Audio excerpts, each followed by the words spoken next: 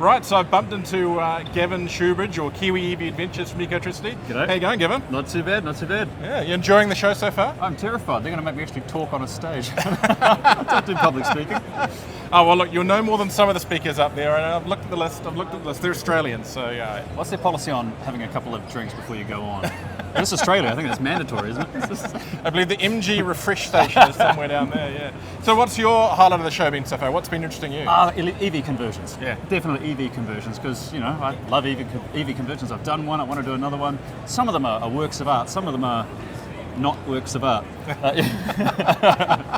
But I think the rules in Australia might be a little lax compared to New Zealand. Not for sure they've got conversions. quite the same compliance process that we do. They don't even have warrant of fitnesses here, do they? You get the car They got inspected and you buy one, roadworthies, right? I think, yeah, and it's depends on the state, yeah. You know, the conversion's been amazing. I was super impressed with some of the Volkswagen conversions that are here. I love the little Mazda 121. Oh, I mean, wow, that's cool. And it's got flashing lights. it flash under the bonnet. I mean, that's super cool. The Mocha's very cool. Yeah, I mean, there's some cool new cars here as well. What do you think of the elephant in the room? Yes, the MGs, the MG4. That's just gonna, I think, break the market a little bit in the same way the Atto did in New Zealand. Gonna depend on how they price it. I mean, where do you think it's gonna end up? I would like to see it after the rebate, mid-50s. What do you reckon? Yeah, I think it's gonna get there about that point.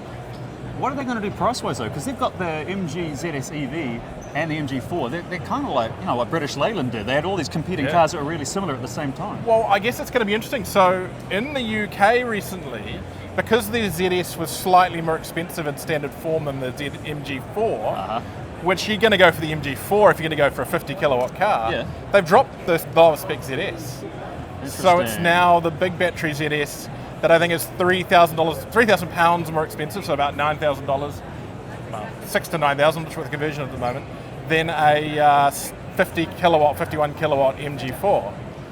I think I'd still go the MG4. Yeah, I would too. Yeah. It's we'll show you a little bit of detail on that. Look at the looks on it, though. I mean, I saw pictures on the internet. This is the first time I've seen one in person. I saw pictures on the internet, and I thought, it's a car. Seems all right.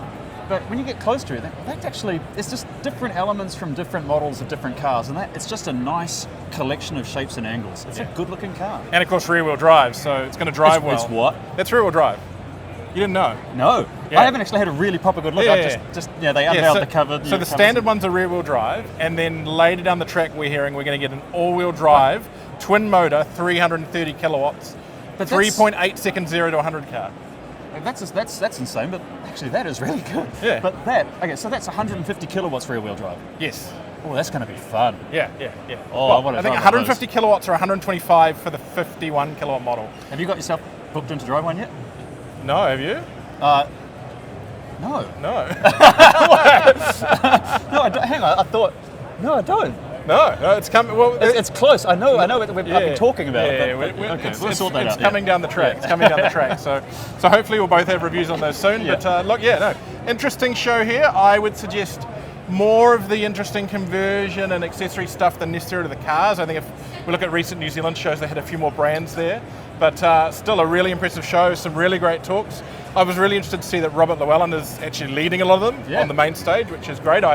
Some of these shows with the celebrity figurehead, they kind of wave the flag and run off to the hotel. Out to the helicopter. He's staying and doing the work, and so you're on soon talking about. I think I might just be a space filler because they only contacted me a couple of weeks ago and said, hey, we've got this space on, I don't know, animal reproduction. Do you want to host it? But no, it's about the difference between hybrids and electric cars and plug-in hybrids and all that. All the cool subjects I think were taken, so I'll take that. That's all right. But they put me in the super hot tent out in the sun at 2:30 in the afternoon, where it's supposed to be 31 degrees today. It's warm in here. I mean, a lot of the time they've only turned the air conditioning on today. Yesterday we were sweating. I think I'm a little bit sweaty now, but I brought my travel potato with me, so in times of trial, just count on that. Is it frozen? Is it? You rub it? Yeah. Look, awesome. Well, look, thanks for catching up, Gavin. It's been fun. Hopefully a good time. Tell everyone where they can see your content. Well, just go to YouTube. Type in Ecotricity on the back there. You'll find all the car reviews, and hopefully soon get to drive that little beast. Same here. Anyway, thanks, guys. We'll catch you later.